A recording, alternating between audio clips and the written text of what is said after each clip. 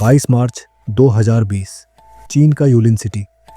उस दिन की सुबह देखने में बिल्कुल नॉर्मल लग रही थी।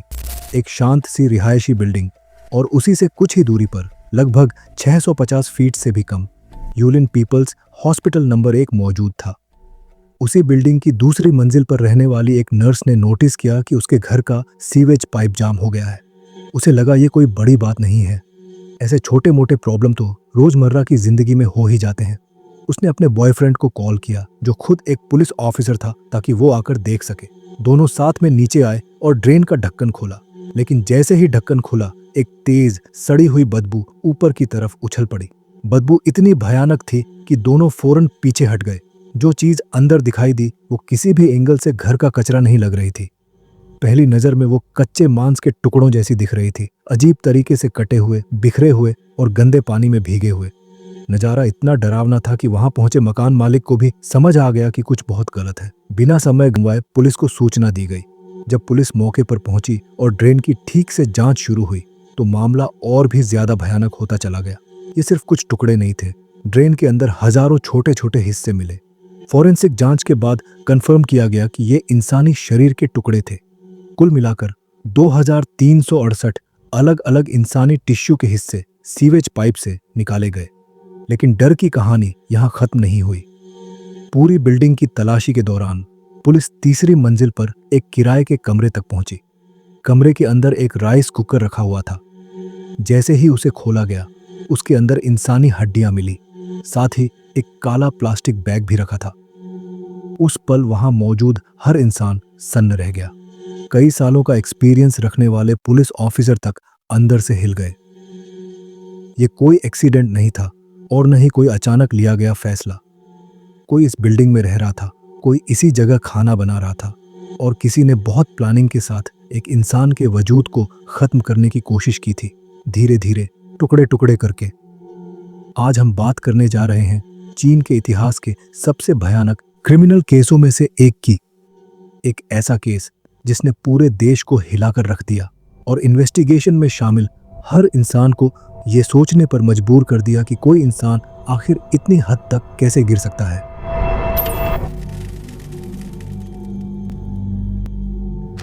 नमस्कार, मैं हूं साइलो और आप देख रहे हैं हिंदी क्राइम एक्सपोज। अगर आपको दुनिया भर से क्राइम और इन्वेस्टिगेशन की दिलचस्प कहानियां सुनना अच्छा लगता है तो चैनल को जरूर सब्सक्राइब करें और हाँ, वीडियो पसंद आए तो लाइक करना बिल्कुल ना भूलें।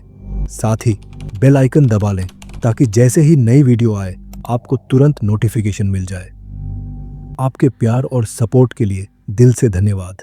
तो आइए कहानी में आगे बढ़ते हैं। केस सामने आते ही पुलिस ने फौरन तेज और सटीक इन्वेस्टिगेशन शुरू कर दी। ज्यादा समय नहीं लगा और उसी दिन पुलिस ने आरोपी को सड़क पर ही पकड़ लिया जब वो काम से वापस लौट रही थी।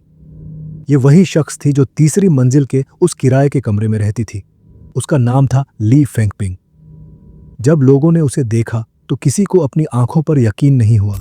एक जवान लड़की, शरीर से कमजोर सी दिखने वाली, बेहद शांत और सौम्य चेहरा, बाल अच्छे से पोनीटेल में बंधे हुए, नजरें झुकी हुई, स्वभाव से शर्मीली और शांत। बाहर से देखने पर वो बिल्कुल हार्मलेस लगती थी, लेकिन उसी मासूम चेहरे के पीछे एक ऐसा भयानक जुर्म छुपा था जिसने सबको हिलाकर रख दिया। ली फेंगपिंग की उम्र सिर्फ 25 साल थी। वो यूलिन पीपल्स हॉस्पिटल नंबर 1 में नर्स के तौर पर काम करती थी। पूछताछ के दौरान उसने पूरा जुर्म कबूल कर लिया। उसने बताया कि 21 मार्च 2020 की सुबह उसने डॉक्टर लुओ बांग की हत्या कर दी थी। डॉक्टर लुओ बांग उसी हॉस्पिटल में स्पाइनल ट्रॉमा सर्जरी डिपार्टमेंट के डिप्टी डायरेक्टर थे और उसके साथ काम करने वाले सीनियर डॉक्टर थे। हत्या करने के बाद ली फेंगपिंग ने लाश के टुकड़े किए। फिर सबूत मिटाने के लिए उसने शरीर के कई हिस्सों को टॉयलेट के जरिए सीवेज पाइप में बहा दिया ताकि कोई एविडेंस न बचे। उसे लगा कि इस तरह वो सब कुछ खत्म कर देगी, लेकिन उसकी ये खौफनाक कोशिश ज्यादा समय तक छुपी नहीं रह सकी। एक और अहम बात ये सामने आई कि 22 मार्च की दोपहर पुलिस को डॉक्टर लू की पत्नी की तरफ से एक मिसिंग पर्सन रिपोर्ट मिली थी। उसने बताया कि उसका पति पिछले 2 दिनों से लापता है, यानी जिस दिन सीवेज पाइप से इंसानी टुकड़े मिले उसी दिन डॉक्टर लू के गायब होने की रिपोर्ट भी दर्ज हो चुकी थी। अब सवाल और भी गहरे हो गए। ली फेंगपिंग और डॉक्टर लो के बीच आखिर रिश्ता क्या था और ऐसा क्या हुआ कि मामला इतनी भयानक हद तक पहुंच गया। इस कहानी की शुरुआत होती है साल 2017 से। गुआंगशी मेडिकल यूनिवर्सिटी से ग्रेजुएशन पूरा करने के बाद ली फेंगपिंग को 3 अलग अलग हॉस्पिटल से जॉब ऑफर मिले थे। एक नाननिंग शहर से, दूसरा ल्यूजो से और तीसरा यूलिन पीपल्स हॉस्पिटल नंबर 1 से। उसने अपने पिता के साथ बैठकर काफी सोच विचार किया कि कौन सा ऑप्शन उसके लिए सही रहेगा। नाननिंग वाला हॉस्पिटल उसे करियर में आगे बढ़ने के ज्यादा मौके दे रहा था। ल्यूजो वाला हॉस्पिटल सबसे ज्यादा सैलरी ऑफर कर रहा था। वहीं यूलिन का हॉस्पिटल छोटा था, लेकिन उसका एक बड़ा फायदा था। ये उसके घर से सिर्फ 2 घंटे की टैक्सी दूरी पर था, जिससे वो अपनी बीमार माँ का ख्याल आसानी से रख सकती थी। काफी सोचने के बाद ली फेंगपिंग ने यूलिन पीपल्स हॉस्पिटल नंबर 1 को चुन लिया। उसे लगा कि यहाँ वो अपने मेडिकल करियर पर भी फोकस कर पाएगी और परिवार के पास भी रह सकेगी। हकीकत वैसी बिल्कुल नहीं निकली जैसी ली फेंगपिंग ने सोची थी। काम का दबाव इतना ज्यादा था कि चीनी न्यू ईयर को छोड़कर उसे शायद ही कभी घर जाने का वक्त मिल पाता था। एक बड़े हॉस्पिटल में काम करने वाली एक जवान नर्स की जिंदगी इतनी बिजी थी कि हर दिन बस ड्यूटी और शिफ्ट के आसपास ही घूमता रहता था। सुबह शाम रात सब कुछ काम से जुड़ा हुआ। उसने हॉस्पिटल के पीछे वाली एक संकरी गली में एक छोटा सा कमरा किराए पर लिया था। कमरे का साइज करीब 323 स्क्वायर फीट यानी लगभग 30 स्क्वायर मीटर था। कमरा काफी पुराना था। दीवारों से प्लास्टर उखड़ा हुआ, सीलन भरी हवा और हर वक्त नमी। लेकिन किराया सिर्फ 350 युआन महीना था, यानी करीब 2900 भारतीय रुपए। अपनी शुरुआती बहुत ही कम सैलरी में वो बस इतना ही अफोर्ड कर सकती थी। हॉस्पिटल में ज्वाइन करने के बाद ली फेंगपिंग को जवान मेडिकल स्टाफ के लिए बने रोटेशन ट्रेनिंग सिस्टम को फॉलो करना पड़ा। इसका मतलब था कि नर्स और जवान डॉक्टर को हॉस्पिटल के हर डिपार्टमेंट में बारी बारी से काम करना होता था, ताकि उन्हें प्रैक्टिकल एक्सपीरियंस मिल सके। हर बार जब उसे किसी नए डिपार्टमेंट में भेजा जाता तो उसे फिर से जीरो से शुरू करना पड़ता। सबसे बेसिक और सबसे थकाने वाला नर्सिंग का काम, लंबे घंटे, ज्यादा जिम्मेदारी, धीरे धीरे सीखना, माहौल समझना और खुद को ढालना, और फिर कुछ समय बाद दोबारा ट्रांसफर। किसी नए डिपार्टमेंट में शुरुआती सैलरी सिर्फ 2000 से 3000 युआन होती थी, यानी करीब 26,000 से 40,000 भारतीय रुपए महीना। हाँ, वक्त के साथ ये बढ़कर 7,000 से 8,000 युआन तक जा सकती थी, यानी करीब 56,000 से 64,000 भारतीय रुपए। लेकिन दिक्कत ये थी कि किसी भी समय दोबारा ट्रांसफर हो सकता था। न कोई स्थिरता, न कोई सिक्योरिटी। ये हालत ली फेंगपिंग पर ही नहीं बल्कि कई दूसरे जवान मेडिकल वर्कर्स पर भी भारी दबाव डाल रही थी। हर बार नया माहौल, नए लोग, वही काम जो सीनियर स्टाफ करता था, लेकिन सैलरी कम, न कहीं अपनापन, न ये भरोसा कि आगे जिंदगी किस तरफ जाएगी। बाहर से देखने वालों को लगता था कि इन्हें ट्रेनिंग मिल रही है, लेकिन फेंगपिंग के लिए ये जिंदगी ऐसी थी जैसे बहते पानी में तैरते पत्ते, जिन्हें कहीं टिकने की जगह ही नहीं मिल रही थी। जून 2018 में उसे किसी परमानेंट डिपार्टमेंट में भेजे जाने से पहले ली फेंगपिंग को न्यूनेटल डिपार्टमेंट से स्पाइनल ट्रॉमा सर्जरी डिपार्टमेंट में ट्रांसफर किया गया। वहीं एक रात की ड्यूटी के दौरान उसकी एक कोवर्कर से बातचीत हुई। उसी बातचीत में उस शख्स ने उसे एक ऑनलाइन गैम्बलिंग गेम के बारे में बताया, जिसका नाम था लकी स्पॉट। शुरुआत में फेंगपिंग ने बस ऐसे ही उसकी बातें सुनी। उसने कभी नहीं सोचा था कि यही छोटी सी बातचीत आगे चलकर उसकी जिंदगी में एक ऐसी भयानक चेन रिएक्शन शुरू कर देगी, जिसकी उसने कभी कल्पना भी नहीं की थी। पहले ट्रायल के दौरान ली फेंगपिंग ने जानबूझकर उस कोवर्कर से जुड़े हर सवाल से बचने की कोशिश की। यहां तक कि जब उसके वकील ने भी उस पर दबाव डाला, तब भी वो चुप रही। वो बार बार यही कहती रही कि इस केस का किसी और से कोई लेना देना नहीं है। लेकिन अपील ट्रायल के दौरान आखिरकार उसने उस शख्स की पहचान बताई। उसका नाम था लियू मुहा। लियू मुहा उसी डिपार्टमेंट की हेड नर्स थी। मुहा के इस गेम को खेलने की वजह बहुत ज्यादा फाइनेंशियल प्रेशर थी। उसने हाल ही में एक घर खरीदा था और उस लोन का बोझ उस पर भारी पड़ रहा था। उसके मुताबिक ये गेम लॉटरी जैसा था, कभी कभी खेल लिया और अगर किस्मत साथ दे गई तो थोड़ा बहुत एक्स्ट्रा पैसा मिल जाता था। लेकिन एक राउंड में ही 100 युआन से ज्यादा हारने के बाद, जो भारतीय पैसों में करीब 1300 रुपए होते हैं, लियू मुहा ने वो गेम डिलीट कर दिया। उसका इरादा शुरू से सिर्फ टाइम पास और थोड़ा सा एक्स्ट्रा पैसा कमाने का था। उसी सोच के साथ उसने ये गेम फेंगपिंग को भी बताया था, लेकिन किसी ने नहीं सोचा था कि फेंगपिंग इस ऑनलाइन जुए के जाल में पूरी तरह फंस जाएगी। इस गेम की सबसे खतरनाक बात यह थी कि इसमें न तो फोन नंबर से रजिस्ट्रेशन जरूरी था, न ही कोई पर्सनल जानकारी देनी पड़ती थी। बस ऐप खोलो और खेलने लग जाओ। प्लेयर को सिर्फ ये चुनना होता था कि कितनी रकम लगानी है, कोई लिमिट नहीं। गेम के रूल्स भी देखने में बेहद सिंपल थे। स्क्रीन पर नंबरों के 10 ग्रुप होते थे। हर ग्रुप घूमता था और आखिर में 1 से 10 के बीच कोई एक नंबर रुकता था। अगर आपका अंदाजा सही निकल गया तो आप जीत गए। शुरुआती कुछ राउंड्स में ज्यादातर लोग लगातार जीतते थे। इससे अंदर एक जोश पैदा होता था, एक कॉन्फिडेंस कि उन्हें गेम समझ आ गया है। लेकिन असल सच्चाई ये थी कि जीतने का मतलब मुनाफा नहीं होता था।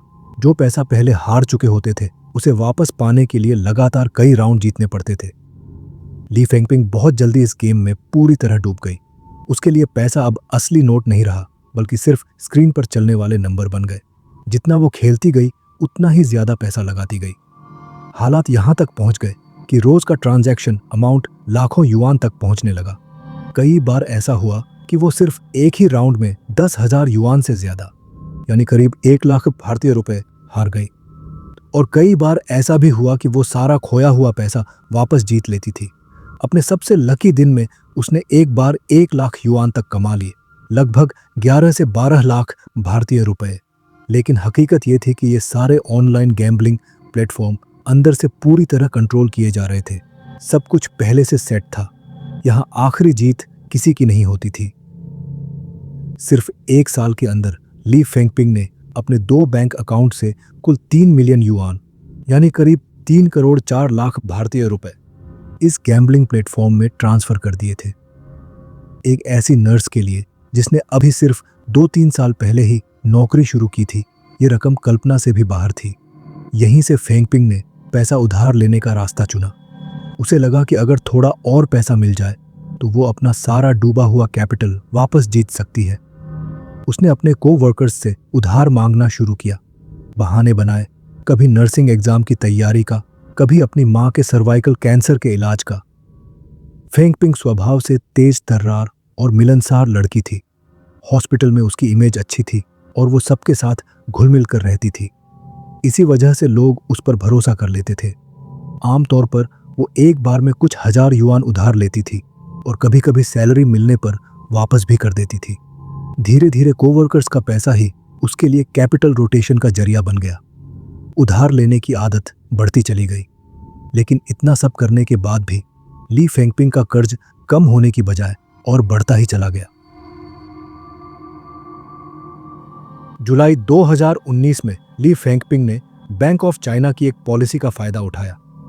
इस पॉलिसी के तहत यूलिन शहर के मेडिकल स्टाफ को 3 लाख युआन तक का लोन मिल सकता था, यानी करीब 35 लाख भारतीय रुपए। मां के इलाज और शादी के लिए घर खरीदने का बहाना बनाकर उसने अपने कुछ साथी कर्मचारी से कहा कि वो उसके लिए लोन पर कोसाइन कर दें। ज्यादातर सीनियर नर्सों ने साफ मना कर दिया, लेकिन जो कुछ जवान नर्सें उसके ज्यादा करीब थीं, वो उसकी बातों में आ गईं और मदद के लिए राजी हो गई। इन लोगों ने अपनी पर्सनल डिटेल्स देकर फेंगपिंग के लिए लोन पर कोसाइन किया। हर एक लोन 3 लाख युआन का था। इसके बाद किसी ने उससे पैसे वापस भी नहीं मांगे। केस सामने आने तक ये पूरी रकम बिना चुकाए ही पड़ी रही। इस पूरे जुए और कर्ज के जाल में फंसने के दौरान फेंगपिंग ने कभी भी अपने परिवार से मदद नहीं मांगी। बाहर से वो कमजोर और शांत दिखती थी, लेकिन अंदर से उसकी पर्सनैलिटी काफी मजबूत थी। एक बार उस पर एक मरीज की तरफ से शिकायत भी की गई थी। हुआ ये कि फेंगपिंग एक मरीज को ब्लड चढ़ा रही थी। तभी दूसरे मरीज का एक रिश्तेदार बार बार टेबल पर हाथ मारकर उसे जल्दी करने को कहने लगा। इस पर फेंगपिंग चिढ़ गई और उल्टा जवाब दे बैठी। बाद में हेड नर्स की मध्यस्थता के बाद उसे मरीज के परिवार से माफी मांगनी पड़ी। इस घटना से साफ हो गया कि उसकी शांत शक्ल के पीछे एक तेज और कभी कभी गुस्सैल स्वभाव छुपा हुआ था। कई साल घर से दूर रहकर पढ़ाई और काम करने की वजह से फेंगपिंग हर परेशानी खुद ही सुलझाने की आदी हो गई थी। ऊपर से घर की हालत भी कमजोर थी, इसलिए परिवार उसकी आर्थिक मदद नहीं कर सकता था। सिर्फ 6 महीने के अंदर साथ ही कर्मचारी से उधार लेने के अलावा उसके बैंक कार्ड में कई ऑनलाइन लोन प्लेटफॉर्म्स के ट्रांजैक्शन रिकॉर्ड भी मिले। ये कहा जा सकता है कि उसने जहां जहां से पैसा मिल सकता था वहां वहां से उधार लिया था, और इन प्लेटफॉर्म्स में से ज्यादातर का ब्याज 36% की कानूनी सीमा से भी ज्यादा था। जुए की लत लगने के बाद फेंगपिंग की जिंदगी पूरी तरह बदल चुकी थी। एक तरफ वो रोज 1 लाख युआन तक का लेन देन कर रही थी, यानी करीब 11 से 12 लाख भारतीय रुपए, और कई बार इससे भी ज्यादा, लेकिन उसके मन में कोई डर नहीं था। दूसरी तरफ उसकी अपनी जिंदगी बेहद साधारण थी। वो अब भी उसी 350 युआन यानी करीब 2900 भारतीय रुपए महीने वाले कमरे में रहती थी। यहां तक कि जब उसे फ्रिज खरीदना था तब भी उसने काफी देर सोचा और आखिर में ऑनलाइन से कुछ 100 युआन का सेकंड हैंड फ्रिज खरीदा। अक्टूबर 2019 तक हालात इतने खराब हो चुके थे कि मजबूरी में ली फेंगपिंग ने स्पाइनल ट्रॉमा सर्जरी डिपार्टमेंट के डिप्टी डायरेक्टर डॉक्टर लू बांग को मैसेज किया। उसने उनसे 2 लाख युआन उधार मांगे, यानी करीब 22 से 23 लाख भारतीय रुपए। उस वक्त लू बांग की उम्र 51 साल थी। वो आमतौर पर BMW SUV चलाते थे। उनकी एक बेटी हाई स्कूल में पढ़ती थी और हॉस्पिटल में सबके बीच ये चर्चा रहती थी कि वो काफी अमीर हैं। लुओ बांग ने जल्दी ही पैसे देने के लिए हाँ कर दी, लेकिन उसकी एक शर्त थी, फेंगपिंग को उसकी बात माननी होगी। इसके बाद दोनों ने हॉस्पिटल के पास एक लग्जरी होटल में मिलने का फैसला किया।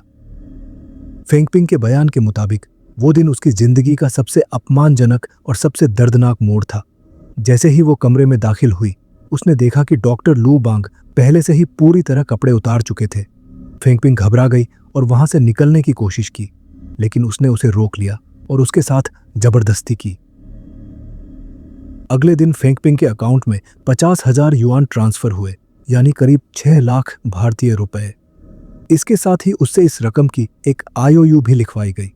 इसके बाद से भले ही उसके मन में घिन और नफरत भरी हुई थी, फिर भी वो मजबूरी में कई बार लुओ बांग से होटल में मिलने जाती रही। अक्टूबर 2019 से फरवरी 2020 तक दोनों की कुल 13 बार मुलाकात हुई। हर बार सब कुछ होने के बाद लुओ बांग उसे कुछ पैसे ट्रांसफर करता था, लेकिन फिर भी पूरी रकम 2 लाख युआन नहीं हुई। आखिरकार मार्च 2020 में जाकर उसे पूरी रकम मिली।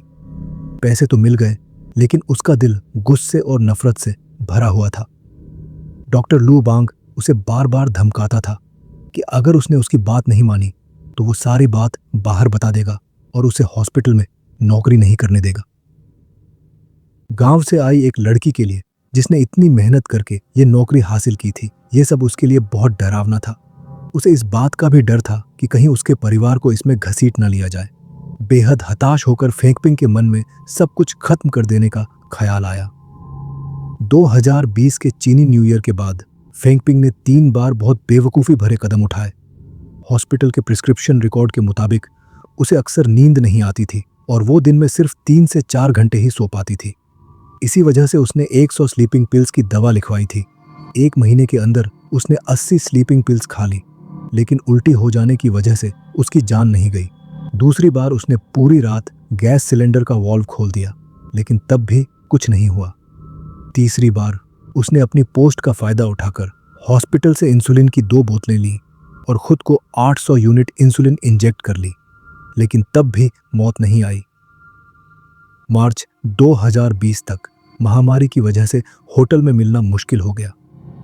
इसके बाद डॉक्टर लू बांग ने उससे कहा कि वो हॉस्पिटल के पास ही एक अलग कमरा किराए पर ले ले और किराया वो खुद देगा। मजबूरी में फेंगपिंग ने दूसरा कमरा किराए पर ले लिया।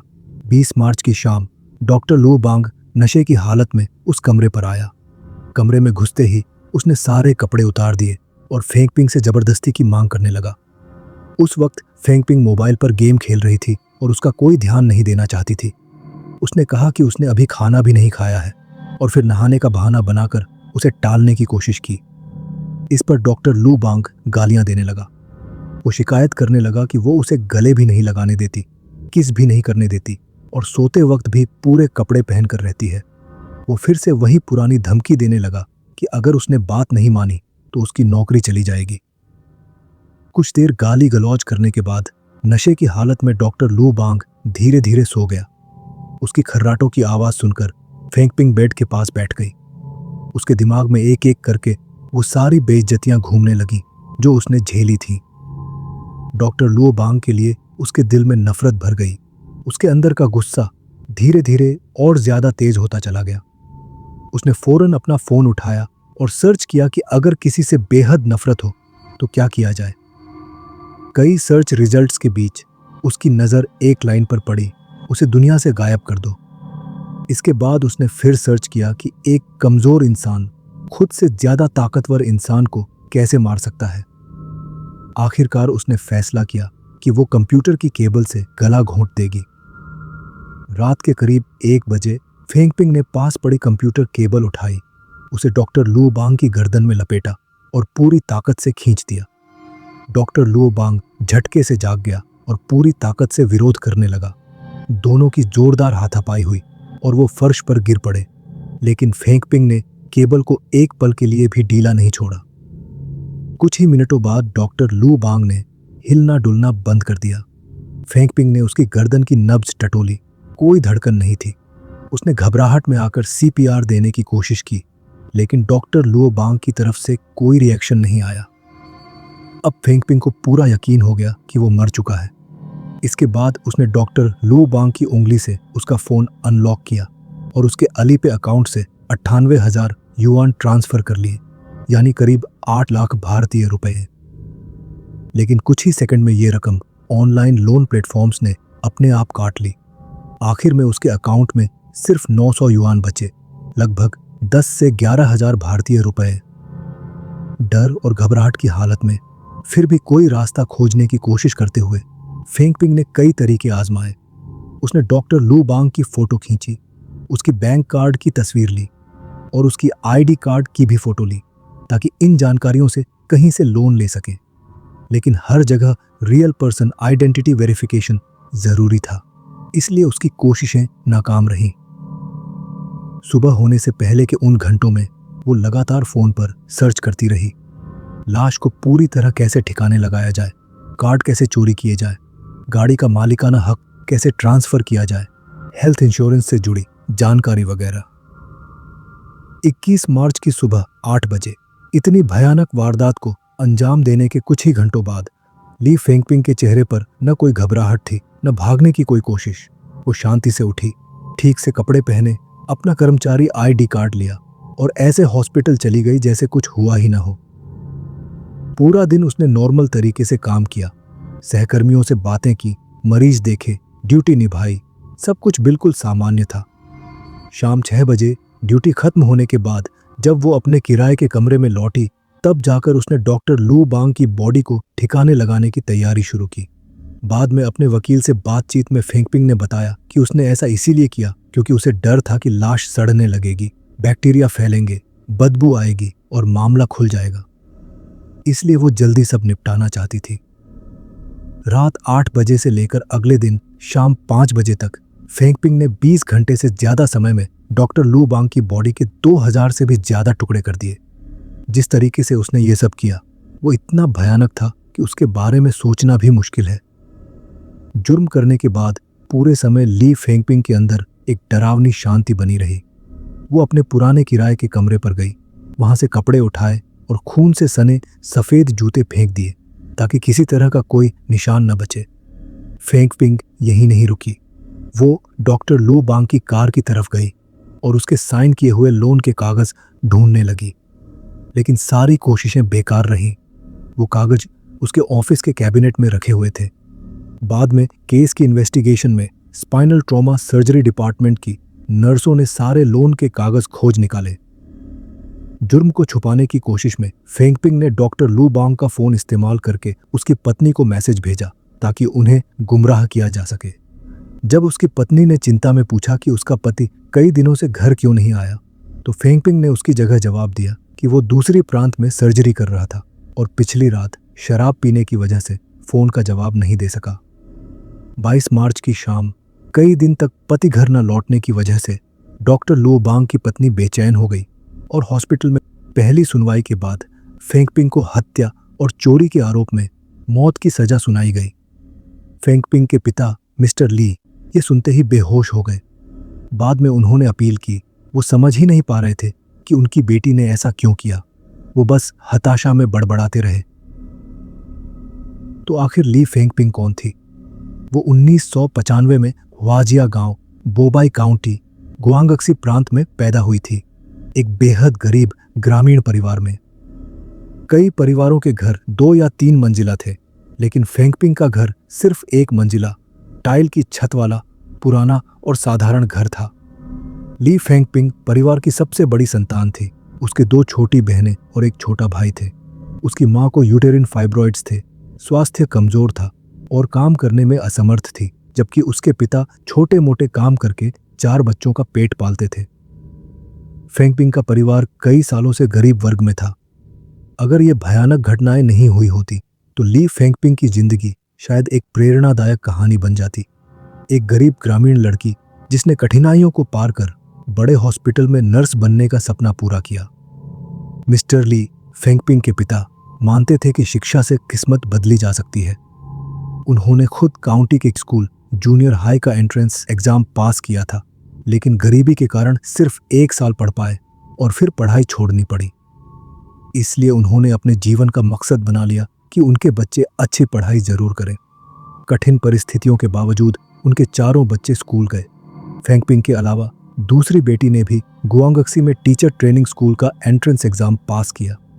तीसरी बेटी और सबसे छोटे बेटे दोनों काउंटी के सबसे अच्छे हाई स्कूल में पढ़ रहे थे। ली फेंगपिंग के पिता ने बताया कि उनकी बेटी घर में दूसरी मां जैसी थी। प्राइमरी स्कूल से लेकर जूनियर हाई तक फेंगपिंग पढ़ाई के साथ काम भी करती रही। जब उसकी मां घर पर नहीं होती तो उसे अपने छोटे भाई बहनों की देखभाल करनी पड़ती और स्कूल जाना मुश्किल होता। फिर भी वो हमेशा क्लास की टॉप स्टूडेंट्स में रहती। उस समय की उसकी एकेडमिक परफॉर्मेंस से फेंगपिंग आसानी से शहर के सबसे अच्छे हाई स्कूल में जा सकती थी, लेकिन उसने आखिरकार वोकेशनल कॉलेज चुना। इसका कारण ये था कि उसके पिता मानते थे कि वोकेशनल कॉलेज सिर्फ 5 साल का होता है, जबकि हाई स्कूल और यूनिवर्सिटी मिलाकर कम से कम 7 साल लगते। जल्दी काम शुरू करने के लिए वोकेशनल कॉलेज बेहतर विकल्प था। फेंगपिंग ने अपने पिता की सलाह मानी। नर्सिंग पढ़ने का फैसला भी परिवार की कंडीशन से जुड़ा था। उसकी मां की सेहत ठीक नहीं थी और नर्सिंग पढ़कर उसकी देखभाल करना आसान होता। वो अपने पिता की इच्छा पूरी करने वाली पहली संतान थी और गांव से नानिंग में पढ़ाई करने वाली कुछ ही स्टूडेंट्स में से एक थी। गरीब परिवार से होने के बावजूद फेंगपिंग को कॉलेज की फीस के लिए हर सेमेस्टर 6000 युआन, लगभग 84,000 भारतीय रुपये की सब्सिडी मिली। यूनिवर्सिटी में उसने शानदार अकादमिक परफॉर्मेंस बनाए रखी और स्टूडेंट साइकोलॉजी एसोसिएशन के पब्लिसिटी क्लब की प्रेसिडेंट भी बनी। फेंगपिंग के पिता का सपना था कि उनकी बेटी गरीब और पिछड़े गांव से बाहर निकले। वो नहीं चाहते थे कि उनकी बेटी घर को पैसे भेजे, गांव के किसी लड़के से शादी करे या गांव में घर खरीदे। अब उनकी बेटी के पास डिग्री, स्किल्स और नौकरी थी। अगर कुछ गलत नहीं होता तो कुछ सालों में फेंगपिंग शहर में किस्तों पर घर खरीद सकती थी और जिंदगी स्थिर होती। लेकिन अचानक मिस्टर ली का सारा गर्व और विश्वास वास्तविकता ने तोड़ दिया। दरअसल मिस्टर ली बहुत पहले ही अपनी बेटी की दुनिया को समझना बंद कर चुके थे। स्कूल के दिनों से 200 युआन, लगभग 2800 भारतीय रुपए बचाने के लिए फेंगपिंग केवल समर और विंटर ब्रेक में ही घर जाती थी। काम शुरू करने के बाद भी घर जाना सिर्फ 1 घंटे का सफर था और 100 युआन, लगभग 1400 भारतीय रुपए खर्च होते थे। फिर भी फेंगपिंग शायद ही गांव लौटती। यहां तक कि जिन कॉलीग्स से उसने पैसे उधार लिए थे उनसे भी बाद में उसने बात करना बंद कर दिया। 22 दिसंबर 2020 को गुआंगक्सी प्रांत की हाई पीपुल्स कोर्ट में इस केस की अपील हुई, जिसने लोगों को हिलाकर रख दिया। सुनवाई के दौरान फेंगपिंग ने पूरी शांति के साथ अपने किए गए अपराध की कहानी सुनाई, लेकिन जब प्रोसिक्यूटर ने कहा कि फेंगपिंग और शिकार के बीच रिश्ता गलत यौन संबंध और अफेयर था, तो फेंगपिंग ने विरोध किया। उसने कहा कि उसे डॉक्टर के साथ रहने के लिए मजबूर किया गया और हत्या भी इसी दबाव से बाहर निकलने के लिए की। वो बहुत गुस्से में जोर जोर से बोल रही थी। उसने कहा कि मैं उसे कैसे पसंद कर सकती थी। उसे देखकर ही मुझे घिन आती थी। 50 साल का, मोटा और बदसूरत, वो तो मेरे पिता के लायक भी नहीं था। दोनों के फोन की चैट भी डिलीट हो चुकी थी और रिकवर नहीं हो पाई। ऊपर से फेंगपिंग कई बार खुद होटल गई थी डॉक्टर से मिलने और घटना से पहले रात 10 बजे के बाद उसे अपने घर भी आने दिया था। इसलिए उसके जबरदस्ती होने का दावा साबित करने के लिए कोई सबूत नहीं था। अदालत ने फैसला दिया कि फेंगपिंग ने इमोशनल झगड़े और कर्ज की वजह से डॉक्टर की हत्या की और लाश को खत्म करने की कोशिश की। उसने बहुत भयानक तरीके अपनाए। अदालत ने कहा कि उसे कड़ी सजा मिलनी चाहिए। 20 अगस्त 2022 को गुआंगक्सी प्रांत की हाई पीपुल्स कोर्ट ने इस केस की अपील सुनवाई की और फैसला ऑनलाइन बताया।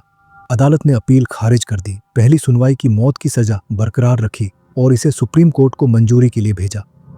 एक होनहार जवान नर्स जिसका ब्राइट फ्यूचर था और जो अपने माता पिता से अपनी जान से भी ज्यादा प्यार करती थी, वो कैसे लालच और जुए के जाल में फंस गई। सिर्फ 1 साल में वही लड़की जो पहले लोगों की जान बचाती थी, अब किसी की जान इतनी बुरी तरह ले बैठी। ली फेंगपिंग की कहानी सिर्फ एक दुख भरी घटना नहीं है, बल्कि ऑनलाइन जुआ के खतरों के बारे में चेतावनी है। एक क्लिक और एक गलत कदम पूरी जिंदगी बदल सकता है। यही आज का केस हमें सिखाता है कि छोटी गलतियां भी कैसे बड़े नतीजे ला सकती हैं। तो आज की कहानी बस यहीं तक। मैं फिर आऊंगा एक नई कहानी लेकर।